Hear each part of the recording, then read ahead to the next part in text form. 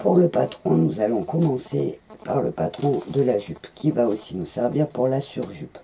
Donc, le patron de base va être le même système que la jupe cercle, ou ce qu'on appelle aussi la jupe patineuse. Donc, on va commencer par prendre notre mesure. Alors, on va prendre sa calculatrice, et on va prendre son tour de taille. Donc, moi, j'ai 15 cm, que je vais diviser par 3/14, c'est-à-dire pi en mathématiques. Je vais obtenir 4,77, ce qui sera mon diamètre. Donc je note 4,77 et je redivise par 2, ce qui va me donner mon rayon qui sera moi de 2,38. Donc pour l'opération, vous faites votre tour de taille divisé par 3/14 divisé par 2. Le résultat que vous obtenez va vous servir à tracer votre cercle comme je vais vous montrer maintenant.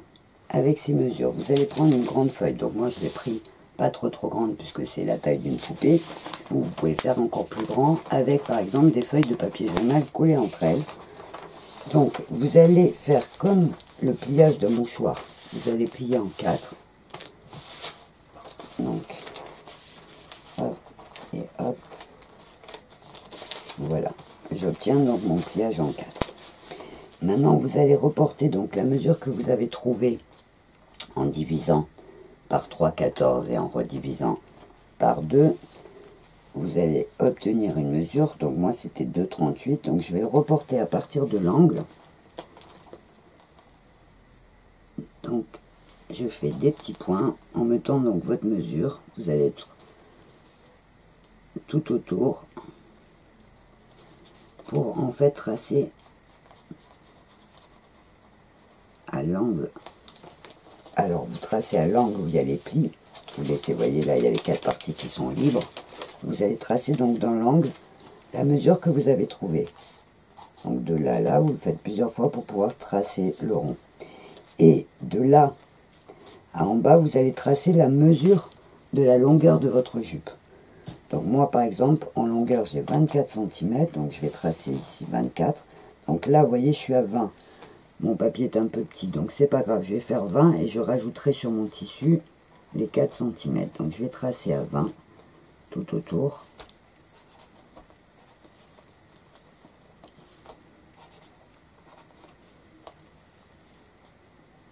Voilà, donc comme vous allez couper, donc vous allez couper votre longueur. Alors vous pouvez faire comme moi, si jamais votre feuille est trop petite, vous faites un peu plus court et vous rallongerez sur le tissu. C'est vraiment pour avoir la base. Et donc je coupe mon angle. Alors là j'ai un petit peu moins que 20, donc mon rond ne sera pas parfait. Mais ça va me donner donc un grand rond avec le trou au milieu. Vous voyez?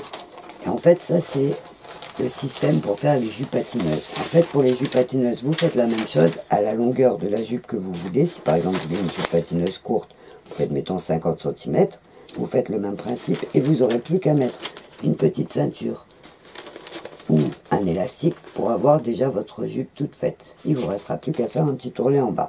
Donc sur notre modèle à nous, on est parti sur un cercle comme ça et en fait on va enlever un quart du cercle. Donc vous voyez en 4, vous en enlevez un côté là.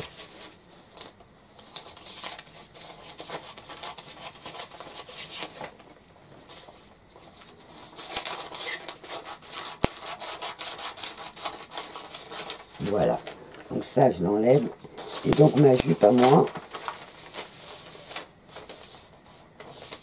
vous voyez, elle sera que comme ça, en sachant qu'après le tissu va tomber.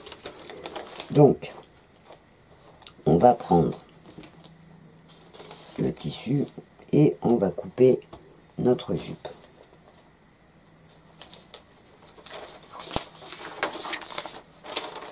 Alors, pour ce tuto, je vais me servir des chutes du tissu de ma robe, ce qui va me donner le même résultat au niveau du tombé, au niveau de la forme et de la ressemblance, pour que vous ayez un point de repère par rapport à la robe en taille adulte.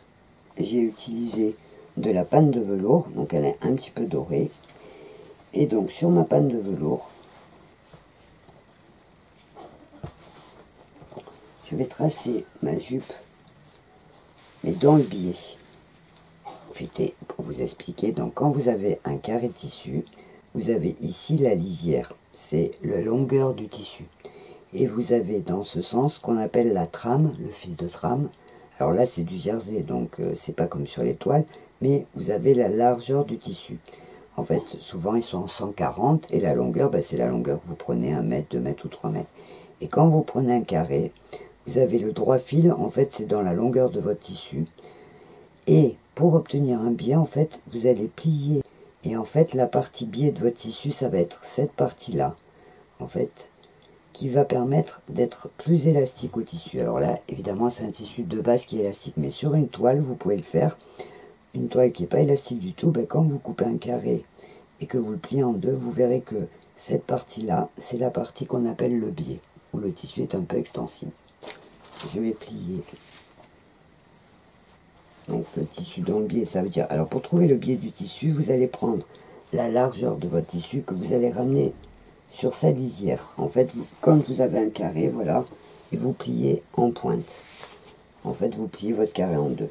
Et vous allez voir que donc le tissu est plus extensible. Donc là, je suis dans le biais. Donc je vais placer...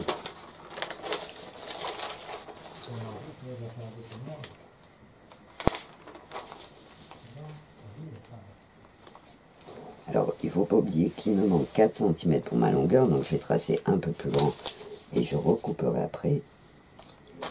Et donc, je vais couper ma jupe. Alors, je laisse une petite marge parce que j'aurai une couture derrière. Donc, je vais couper ma jupe en un peu plus longue puisqu'il me manque 4 cm sur mon patron. Je vais rajouter même un petit peu plus pour être sûr. Et donc, je vais suivre mon arrondi. Voilà. Donc, j'ai suivi mon arrondi.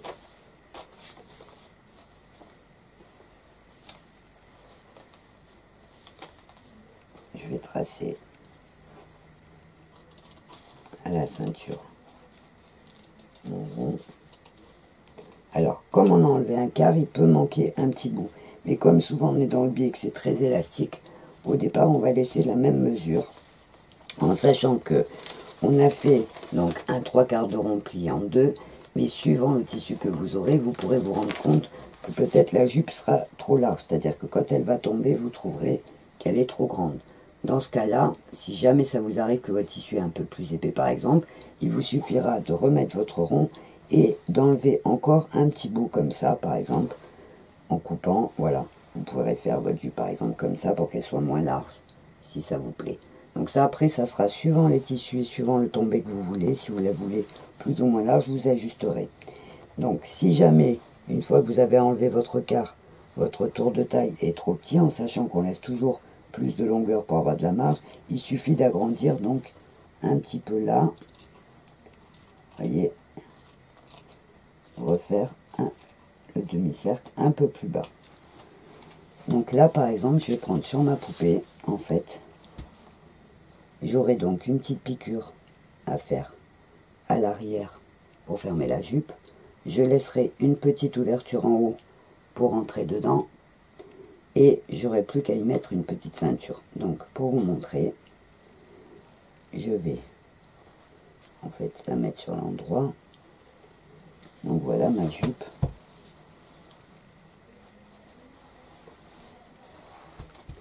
En fait la jupe sera comme ça. Donc pour bien qu'on le voit, je vais le coudre. En sachant donc que vous allez ajuster. Alors pour faire la couture, je vais ajuster sur ma poupée. Donc là, le tour de taille.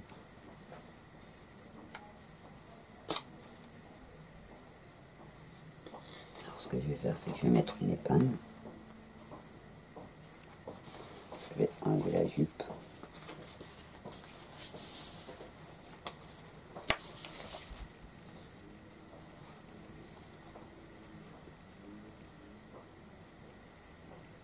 Voilà.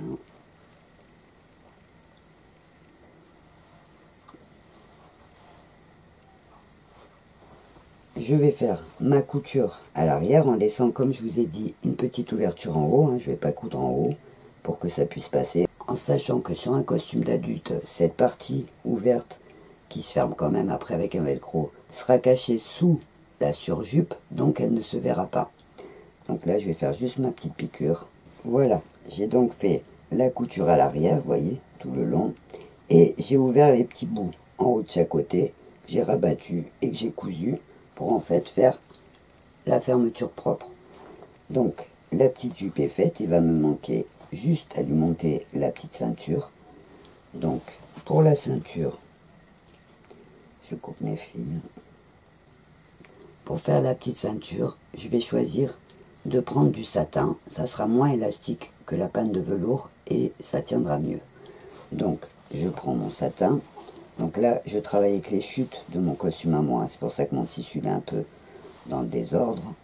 Donc je vais couper une petite bande.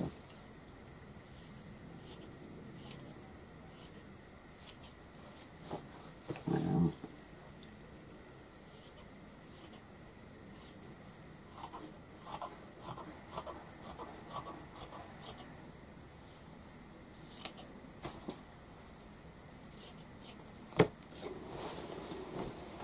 Alors, le principe de prendre la poupée plus petite va me permettre de tout vous montrer en détail, mais les détails seront aussi plus petits évidemment. Donc pour la ceinture, vous allez procéder comme moi en plus grand. Vous allez faire une bande.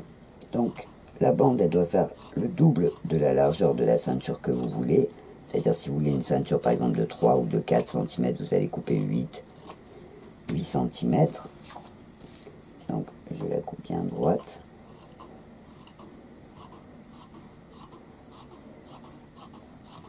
Et en fait, je vais vous montrer le montage de la ceinture. Donc, en fait, vous allez prendre votre bande, vous allez travailler la bande sur l'envers vers vous, et vous allez prendre votre jupe sur l'endroit. Et en fait, vous allez plier le bord, vous allez le mettre au tout début, sur un côté, donc j'épingle. Et en fait, on va piquer la machine tout autour pour que le satin s'attache autour de la jupe. Donc une petite piqûre tout autour. Donc je suis parti du départ en faisant un petit pli sur le premier côté. Voilà, j'ai fait un petit pli. J'ai cousu tout autour en mettant donc mon tissu sur l'envers, posé endroit contre endroit sur ma jupe. J'ai fait tout le tour. Et j'ai laissé un petit bout qui dépasse. Alors je vais profiter de ce tuto pour vous expliquer une petite technique simple qui va vous permettre de faire que vos costumes soient réglables. Je m'explique. Quand vous faites par exemple un costume pour une petite fille, il se peut qu'elle grossisse ou qu'elle grandisse, donc ça permettra de pouvoir mettre le costume plus longtemps. Et pour les adultes, ça peut vous permettre par exemple de prêter le costume à une amie, ou si vous changez de taille, de pouvoir le mettre sur plusieurs années. Alors pour finir la ceinture, le travail va être en fait de retourner. Donc on met la couture vers le haut, on va faire un petit repli sur sa ceinture et on va rabattre. En fait ça va être comme ça, un peu comme le système du biais. Je fais ça tout autour. Et alors pour que ça soit propre, je vais coudre à petits points à la main. Comme ça sur l'envers. Comme ça restera bien propre.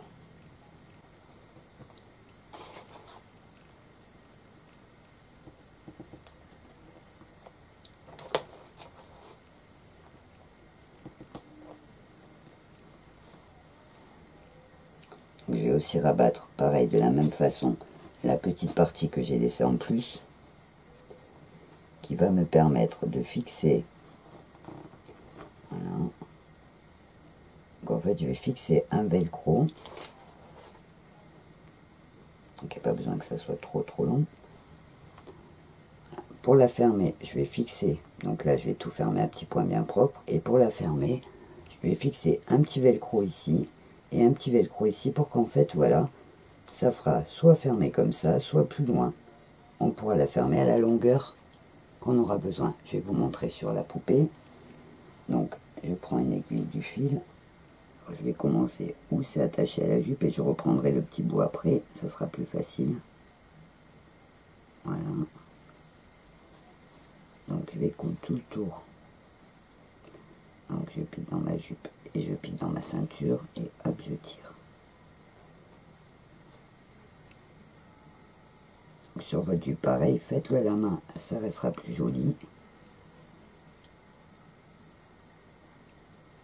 Ça peut se faire à la machine hein, pour les dames qui aiment vraiment pas coudre à la main.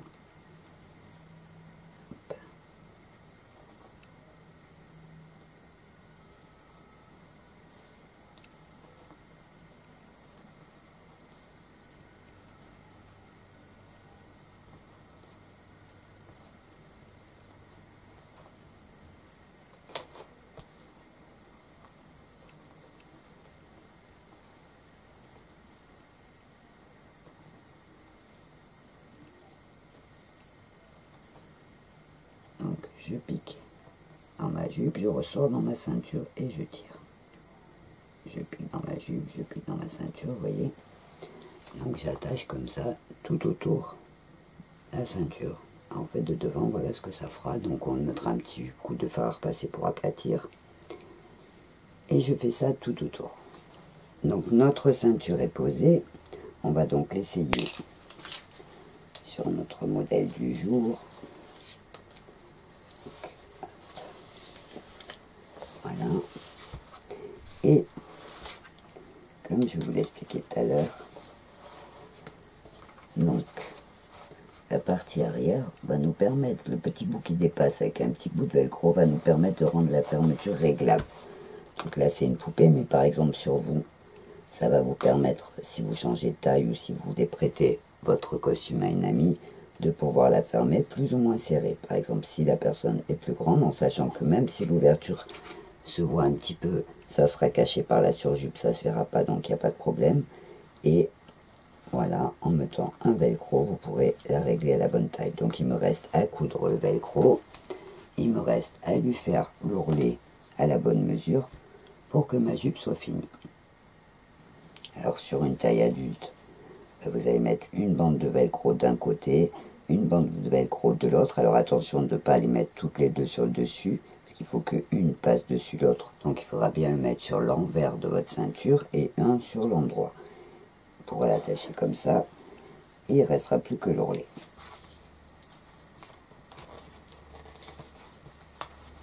Voilà, ma jupe est fermée, donc, et je vais pouvoir prendre la mesure.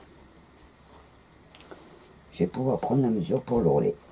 Alors si c'est pour une petite fille, il n'y a pas de problème en fait. Vous allez faire un pli de façon à ce que la jupe touche juste par terre.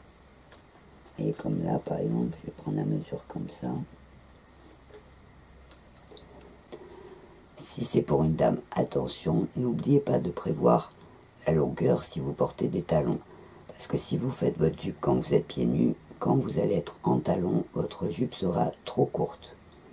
Donc laissez-la un petit peu plus longue. Donc là, pour une petite fille par exemple, je marque mon pli avec une épingle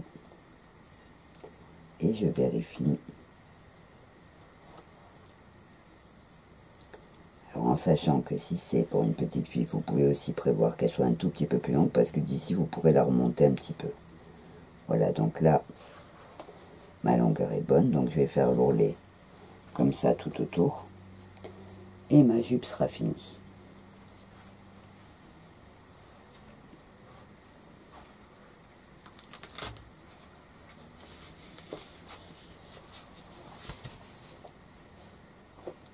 Je regarde, c'est un petit peu long. En fait,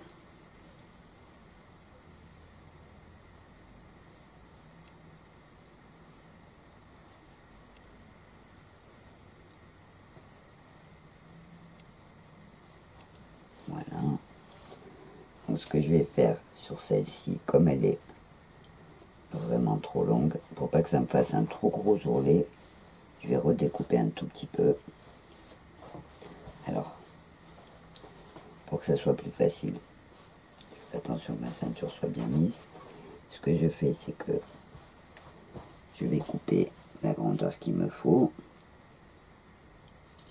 pour faire l'ourlet. Et je replie ma jupe pour être à la bonne taille et que ma jupe soit bien ronde. À chaque fois j'avance et hop, comme ça je suis sûr que et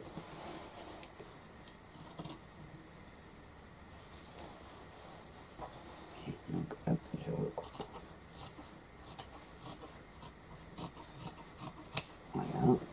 Et donc là, il va me rester à coudre en pliant tout autour. Alors, comme là c'est petit, je vais le faire à la main, ça ira plus vite.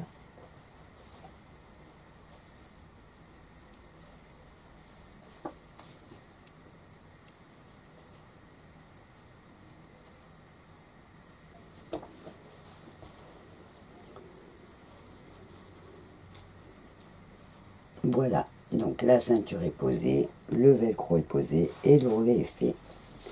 J'ai plus qu'à l'enfiler.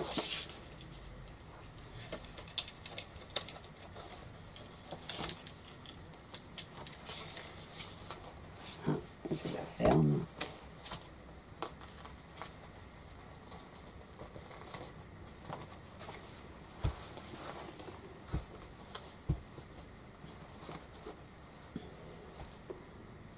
Voilà, donc la première partie, la jupe du dessous est faite. Voyez. Alors après, comme je vous le disais tout à l'heure, vous adapterez suivant le tissu la longueur de votre rond pour avoir une jupe plus ou moins large. Il suffit de réduire à chaque fois le rond pour qu'elle devienne de plus en plus serrée. Et on va maintenant passer donc à la partie du dessus, c'est-à-dire le corsage avec la surjupe accrochée et les manches.